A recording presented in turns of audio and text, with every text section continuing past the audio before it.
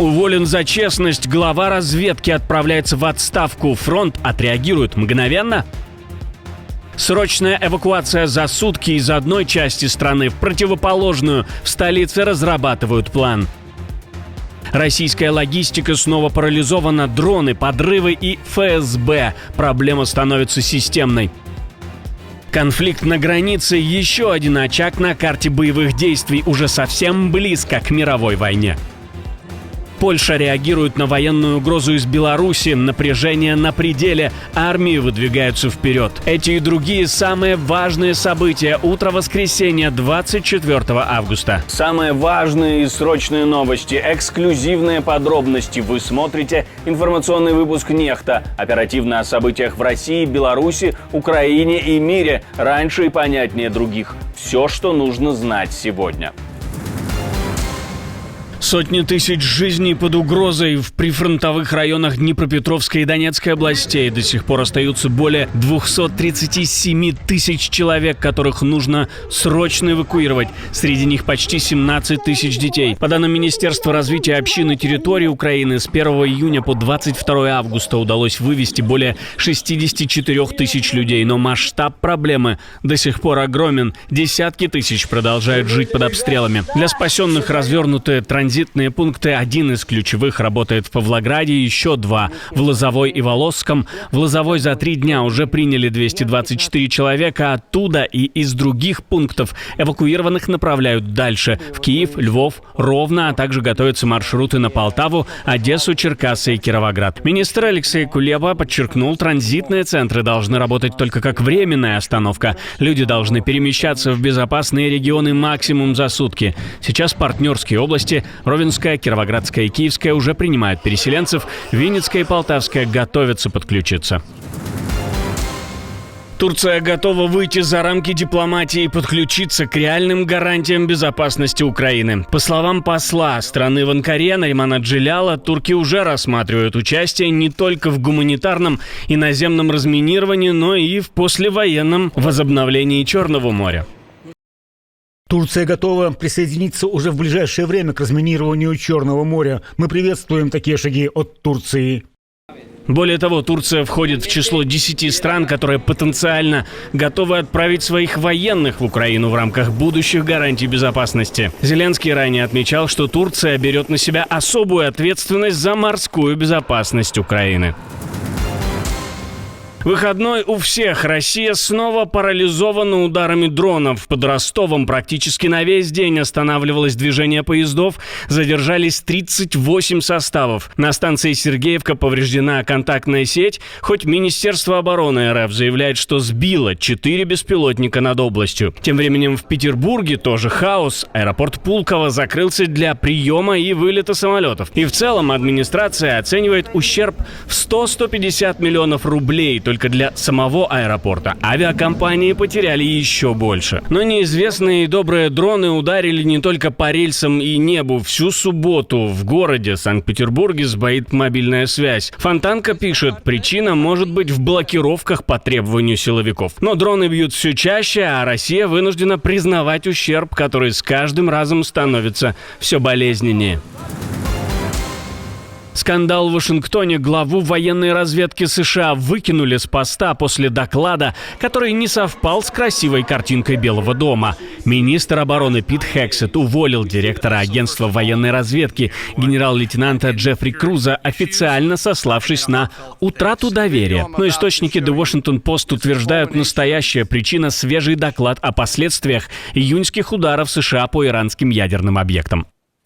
То, как завершится нынешний конфликт между Хамас и Израилем, скорее всего, определит региональную динамику на десятилетия вперед.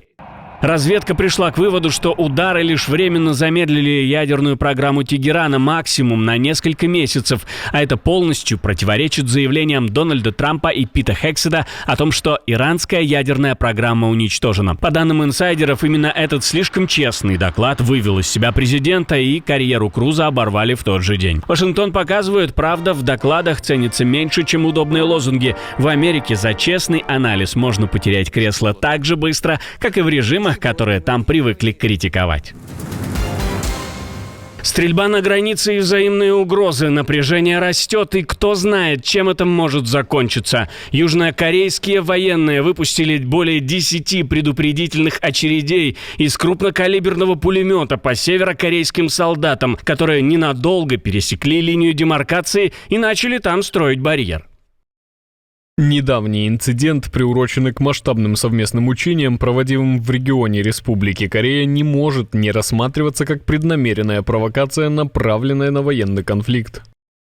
Сеул отвечает, что это были только предупредительные выстрелы, после которых северяне быстро отошли. Но напряжение только растет. Новый президент Южной Кореи с июня обещал снизить градус противостояния и даже говорил о готовности уважать строй КНДР. Но в Пхеньяне отрезали, никакого сближения не будет. А сестра Ким Чен Ына заявила, что Сеул не имеет никакой роли в региональной дипломатии. Тем временем с 18 августа идут масштабные учения США и Южной Кореи, направленные на отработку реакции на ядерные угрозы КНДР. Именно они стали триггером новой эскалации. Правда, теперь у Сеула есть риск столкнуться с обкатанной в боях армией. Чтобы об этом напомнить, пропагандистская машина Пхеньяна даже выпустила ролик. Государственное телевидение КНДР показало постановочные кадры боев своих солдат против ВСУ в российской Курской области. На видео северокорейские военные в заснеженных руинах стреляют из артиллерии и пускают ракеты. Когда сняты эти кадры, неизвестно. Ким Чен Ын лично провел церемонию в Пхеньяне, наградил вернувшихся героев, обнимал детей погибших и заявил, что освобождение Курска доказало боевой дух армии КНДР. По данным южнокорейской разведки, из 15 тысяч северокорейских военных, отправленных в Россию, убито уже около 600.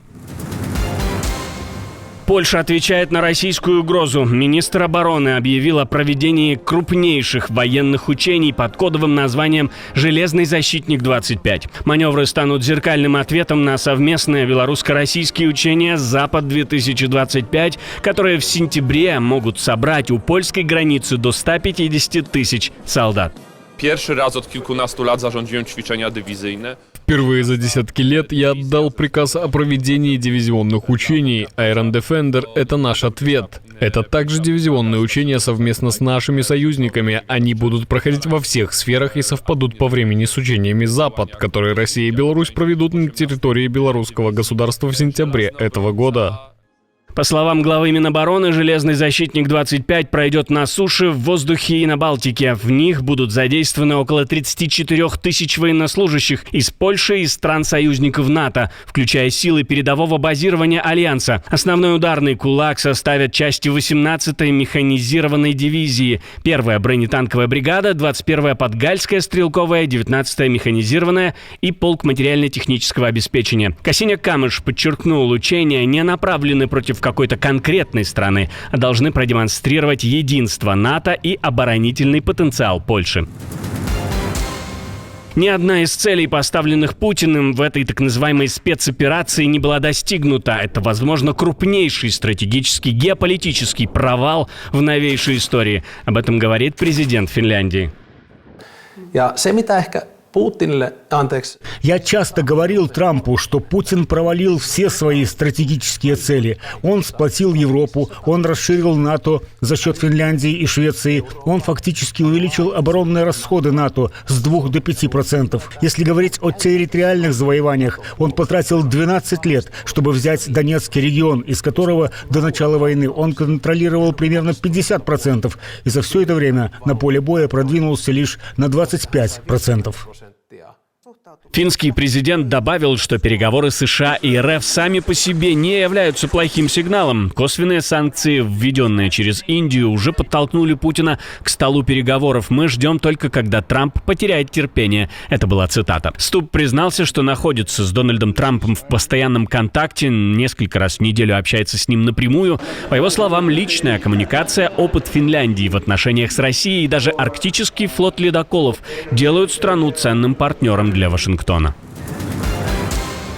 Английский больше не нужен россиянам. Минпросвещение решило урезать часы обучения языка, чтобы освободить место для другого, невероятно важного предмета. С сентября следующего года школьники 5-7 классов будут учить английский не 3, а 2 раза в неделю. Число часов сократят со 102 до 68 в год. Освободившееся время уйдет под новый предмет – духовно-нравственная культура России. Над его содержанием работал скандальный митрополит Тихон Шевкунов, известный как «духовник Путина». По словам ректора МПГУ Алексея Лубкова, курс будет посвящен ценностям русской цивилизации через подвиги ее героев. Это была цитата.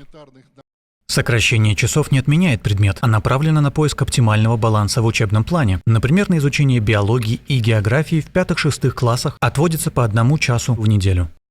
Министр просвещения РФ еще в январе обещал вернуть в школы предмет «Основы нравственно-духовной культуры народа в России», который ранее убрали из программы. Решение тогда вызвало резкую критику Кирилла Гундяева, заявившего, что исключение дисциплины подрывает самосознание народа. Теперь ведомство формально исполнило пожелание церкви, но ценой сокращения английского, языка, без которого современное образование и карьера во всем мире просто немыслимы.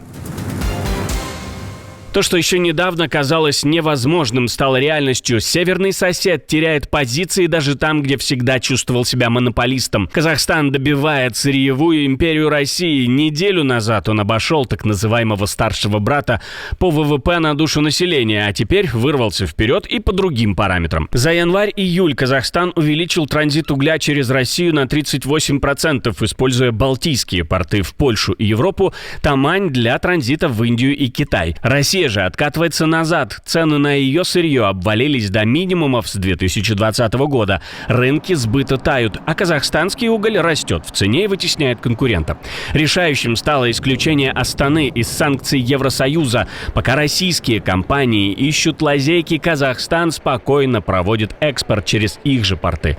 В итоге Москва теряет миллиарды, а Астана превращается в нового сырьевого хищника региона. РФ в шоке, рынок перехватывают прямо у них из-под носа.